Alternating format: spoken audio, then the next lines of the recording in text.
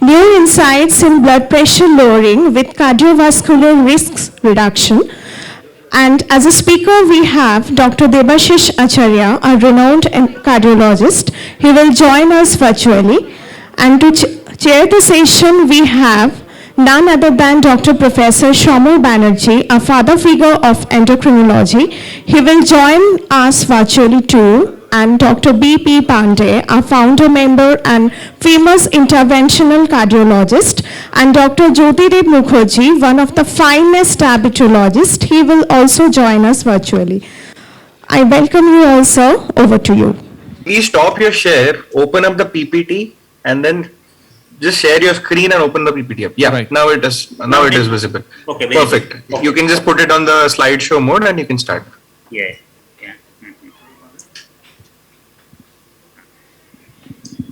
Yeah, perfect. Please go ahead, sir.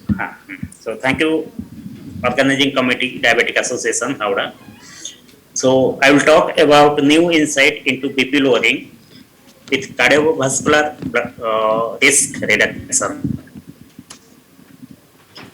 So hypertension is a very common disease affecting more than 40% of adult population, and if untreated early, it can lead to devastating cardiovascular complications like myocardial infarction, heart failure, CVA, both ischemic and hemorrhagic, and it has also been shown to be a major risk factor for heart failure, atrial fibrillation, and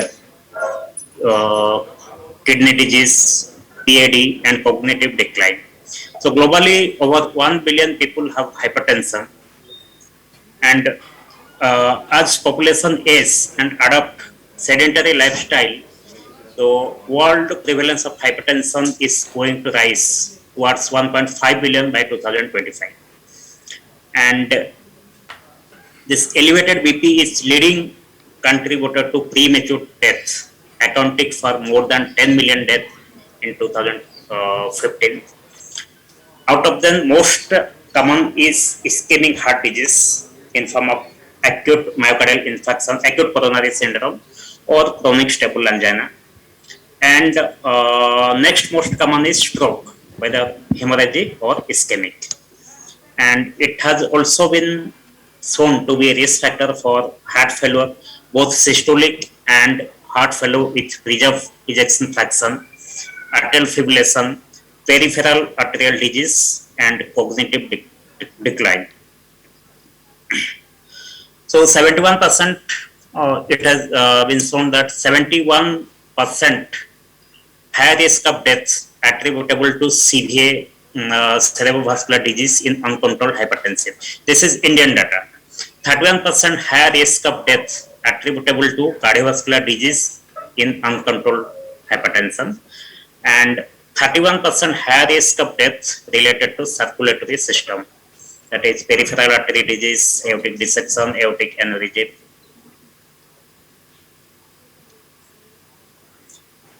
So this is a community-based, this is Indian study, which is community-based. This is SEHAT, study to for evaluation of risk factor. So here they have shown that out of all hypertensive patients, around 45% of patients are aware that they are hypertensive. And out of all hypertensive, out of all diagnosed hypertensive patients, only 36% receive treatment. And out of all hypertensive patients, only 8.2% have control BP according to previous guideline, that is 140/90.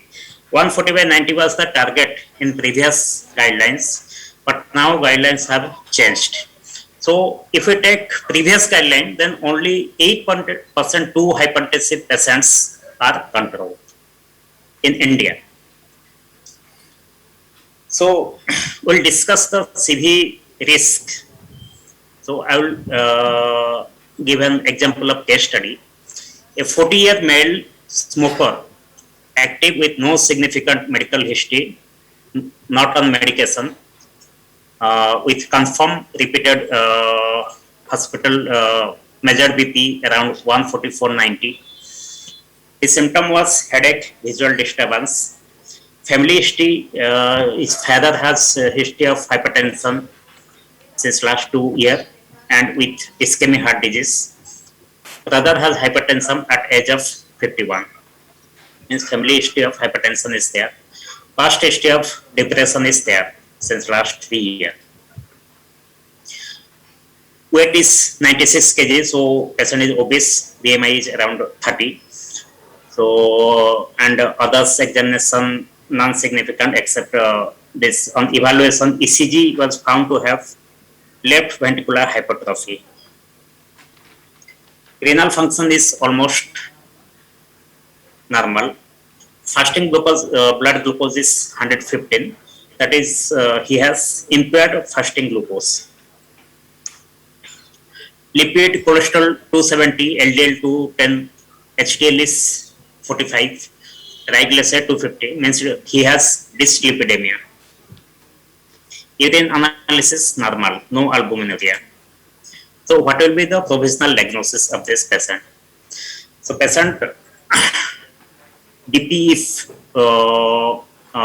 it is 145 or 144/90, then it is grade 1 hypertension. Patient is obese, patient has impaired glucose tolerance and dyslipidemia. Along with this, patient has additional risk factor of depression, smoking. So what is the definition of hypertension according to newer guidelines? So most recent ESC guideline is ESC 2018 guideline, which states thus that BP 130 to 139 and diastolic BP 85 to 90 is high normal. And grade 1 hypertension is 140 to 159 and diastolic 90 to 99. And there is grade 2, grade 3 hypertension and isolated systolic hypertension. And the corresponding level, if we take ambulatory BP or home BP, then they are 130/80 and home BP 135/85.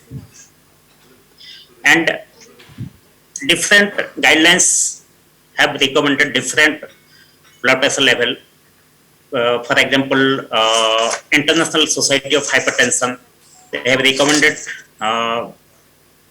that BP more than 135/85 is hypertension.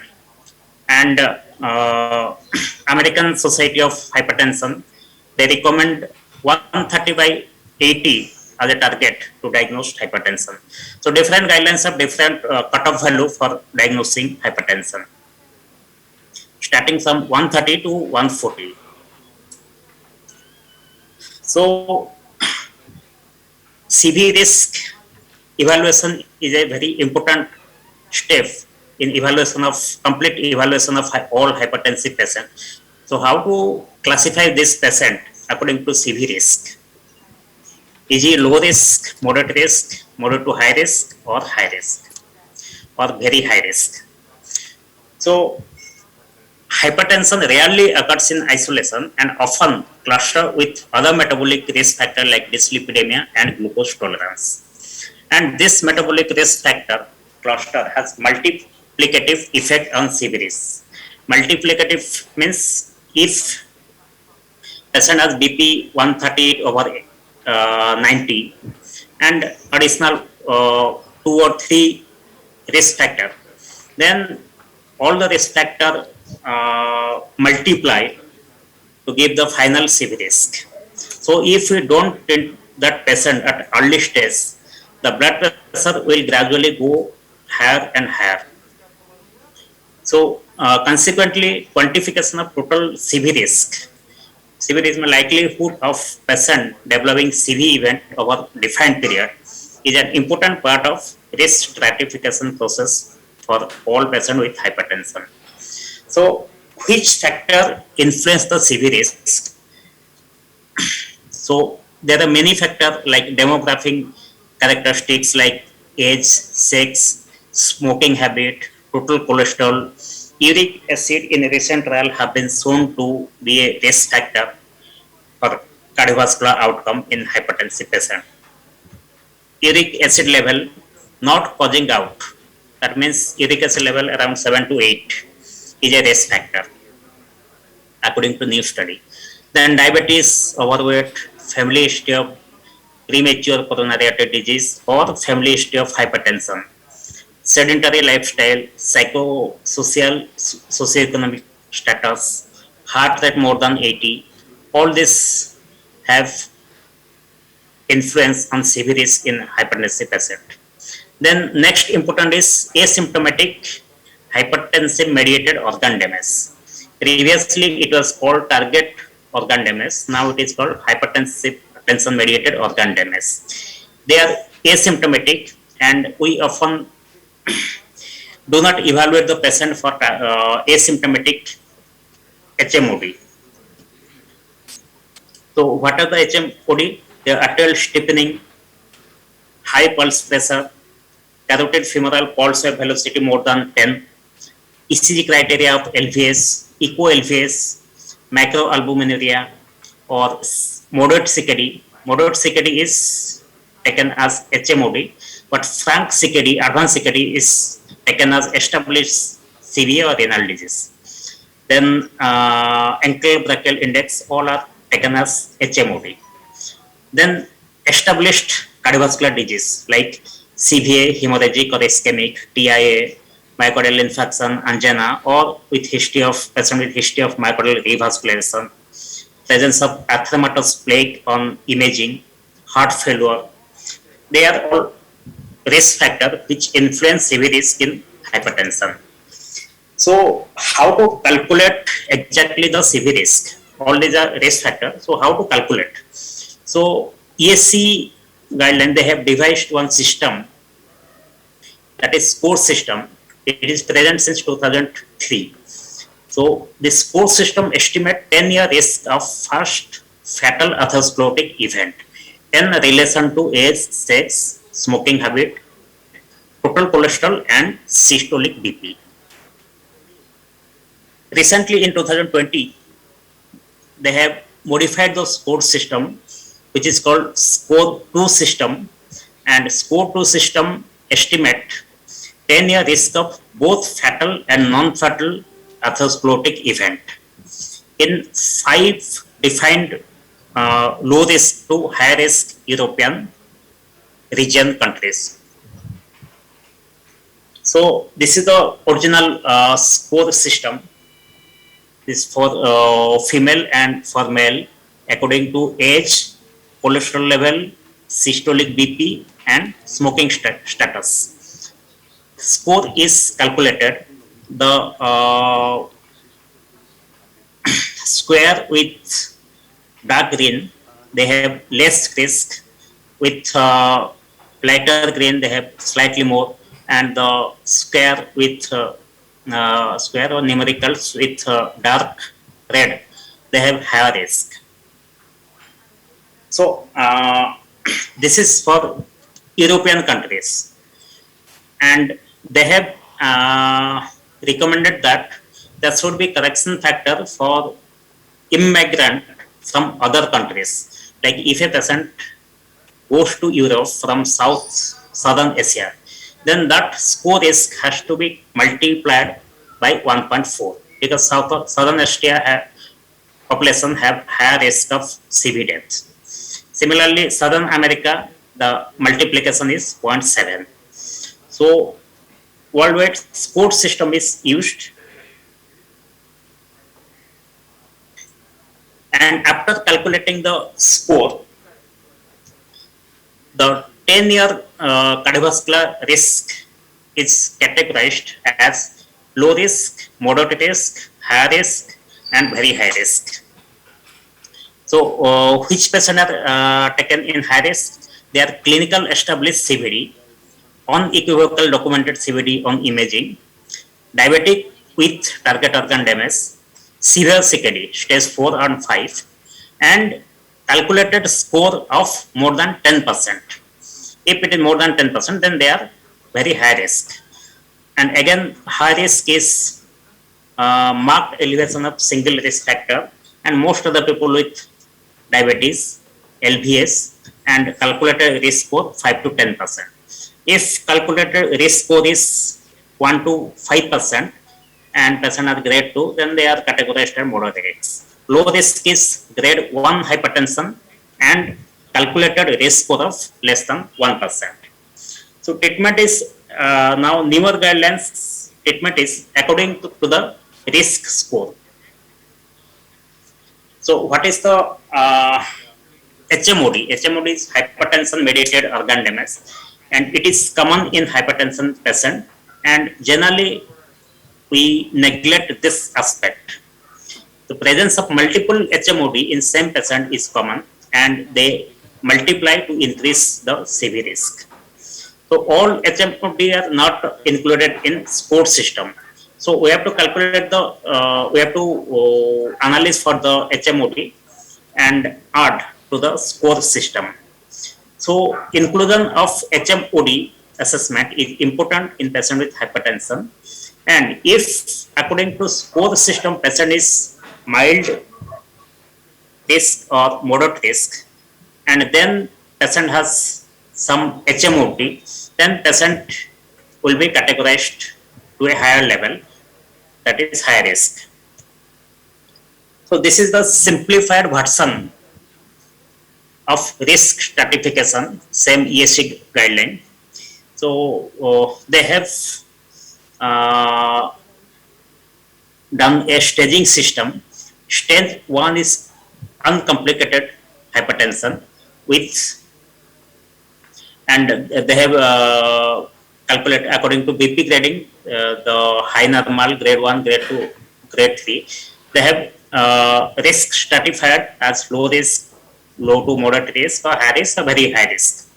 So stage 1 is uncomplicated hypertension with no risk or 1 to risk will be categorized as low risk, and with more than 3 risk factor will be categorized as low to moderate risk. Stage 2 is asymptomatic disease, that is hypertension along with any hypertension from high normal to grade 1 to 3, any hypertension along with target organ damage or CKD stage 3 or diabetes. Stage 3 is established disease, any hypertension with this established CVD, CKD more than grade 4, diabetic with organ damage. And even if blood pressure is 130 to 139, if patient has established CVD, CKD 4, diabetes with organ damage, then they will be categorized as very high risk.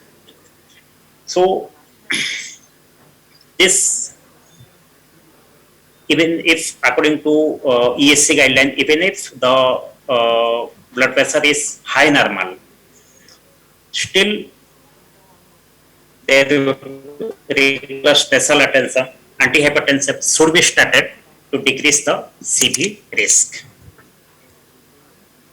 So according to guideline, this patient should be treated by pharmacological treatment only, lifestyle modification, pharmacologic treatment or lifestyle, or just stop smoking. So our patient has grade 1 hypertension with more than 3 risk factor. So our patient comes into category of moderate to high risk. This is grade 1 hypertension and more than 3 risk factor. So it will come into the category of moderate to high risk. So what is the guideline? So if patient has grade 1 hypertension and more risk factor, so immediate drug treatment should be started. Okay, so immediate drug treatment in high or very high risk patient with CVD or renal disease or hypertensive mediated organ damage. Immediate drug is started, and drug treatment in low moderate risk patient without CVD, renal disease, HMOD after 3 to 6 months of lifestyle intervention if BP is not controlled. And if patient has high normal BP, but very high risk Kindly of severe risk, summarize. then the treatment should be considered immediately. So, which is the ideal antihypertensive treatment for this patient? So, any of the antihypertensive drugs can be started. There are four major category of drugs: ACE inhibitor, ARB, beta blocker, calcium channel blocker, and diuretics. Any of the antihypertensive can be started. Our main target should be to lower the blood pressure, and beta blocker should be used in special compelling indication, like if patient has AMI, tachycardia, heart failure, then that is compelling indication of beta blocker. And if patient has significant albuminuria, then there is compelling indication of use of ACE inhibitor or ARB. If patient has no compelling indication, then any of the 5 antihypertensive drugs can be started. So what is the target? It is according to ESC guideline, ESC 2018 guideline. It is recommended that first objective of treatment should be to lower the BP to less than 140/90 in all patients. And if well tolerated, treatment should be targeted to less than 130/80 or lower in most patients. And they have also recommended that in patient with less than 60 years, it is recommended that systolic BP should be lowered to further 120 to 129 in most patients. And for older patient more than 65, they have recommended a systolic BP level of 130 to 139. Okay, and diastolic BP target is less than 80. It should be considered in all hypertensive patients, irrespective of risk category. So another case study, 60-year-old Dr. Acharya, you have to conclude actually. And he is asymptomatic, came for routine follow-up. Father is hypertensive and history of alcohol use, history of hypothyroidism and diabetes. So, according to height and weight, patient BMI is 38. So, patient is very obese. Blood pressure is 168/100. So, patient has grade 2 hypertension, and there is no retinopathy, thyromegaly, other examination as normal. So, important positive finding are 24-hour urine collection is albumin excretion is 560 per day, and creatinine is 1.6. So, if we calculate the eGFR, it is coming around 50. So, patient is in stage 3 CKD. So, now question is, does the patient have renal disease? What should be blood pressure goal and what treatment should be used for this patient? So, this patient has stage 3 renal disease along with grade 2 hypertension and significant microalbuminuria. So this is the renal assessment of renal function in type 2 diabetes. So our patient is in grade 2 hypertension and CKD stage 3. So patient will be in high risk category. So what is the guideline says? This is the ESC guideline says that patient with CKD should be blood pressure should be targeted to less than 130 to 140 if tolerated. But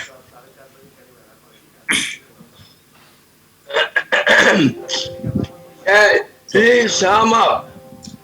Sir. Please sum up. Okay, sir. So, which of the following would be the suitable drug for this patient? So, new KDIGO guidelines, they say that adult with high BP and CKD should be treated with target blood pressure less than 120. But according to ESC, it is 130 to 140. So, but new KDIGO guideline, which is published in 2021, recently, few months back, According to that, the recommendation is to decrease the BP to less than 120 when tolerated using standard office BP.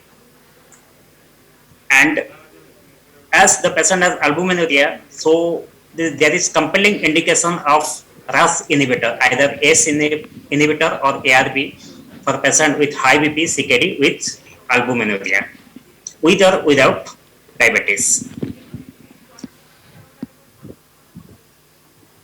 So, our concluding remarks is worldwide prevalence of hypertension is increasing alarmingly. Hypertension is found to be a major risk factor for various conditions like heart failure, ischemic heart disease, stroke, CKD, PAD, and cognitive decline. There is suboptimal control of BP in India. Evaluation of CV risk is a must in every hypertensive patient. Goal of treatment of hypertension is to reduce CV risk.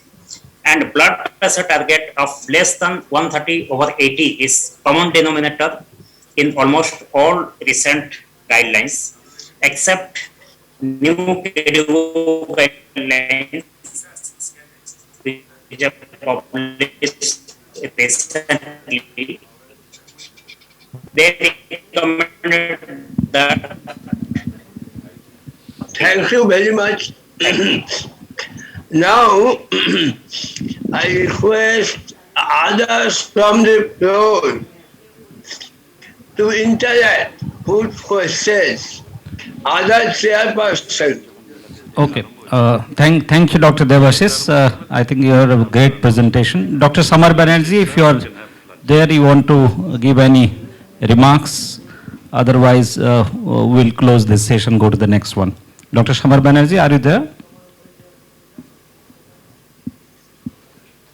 Thank you, Dr. Pandey. I just like to add to the lecture that recently in 2021 ESC virtual meeting held in June, it has been discussed about STEP trial, STEP trial. They have assessed 8,511 patients, and this data is not negligible. 8,511 patients, 60 to 80 years of age. Minimal follow-up 1 year, median 3.34. And they compared controlling the blood pressure systolic up to 110 to 130 with the group of 130 to 150. They have shown 26% reduction in cardiovascular events, 33% risk reduction in stroke, 33% is acute coronary insufficiency, 73% in acute heart failure, and drug compliance maintained when blood pressure up to 110 were acceptable and very good. If we accept the message of the STEP and also the SPRINT, who has revised that blood pressure should be brought down to 120/80, I think we are going to more stricter and stricter regime. And second point is, for diabetics from the very beginning, you should assess the cardiovascular risk and also the renal factors, because they are already in most cases are associated. Regarding the drug, he has nicely shown the different choices.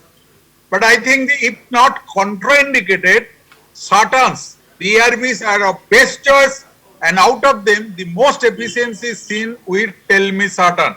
One study has shown in patients who are non-diabetic and developed idiopathic hypertension, insulin resistance is lowered by telmisartan to the tune of more than 24 to 25%, and insulin resistance is present in idiopathic hypertension is up to 56%. So for all purposes, effect of the telmisartan on the heart, on the kidney, on the brain, on the vessel, on the microcirculation, etc., I personally feel telmisartan is of choice as a drug, and then if not controlled, we'll have to go to another drugs. Thanks for the excellent delivery by Dr. Acharya. Yes. I hand over the microphone to Dr. Jyotidep. Sir. Thank you. I request other delegates to give some suggestion or some question. Okay. One or two. Dr. Jyotidep, since we do not have any question in the chat box, I would like to conclude the session and the remark by Dr. Samar Banerjee that probably lower is the better. But just to remind the audience, this BP reading is based on ambulatory blood pressure and not the office blood pressure. With that, I thank Dr. Debashish. We'll move on to the next session.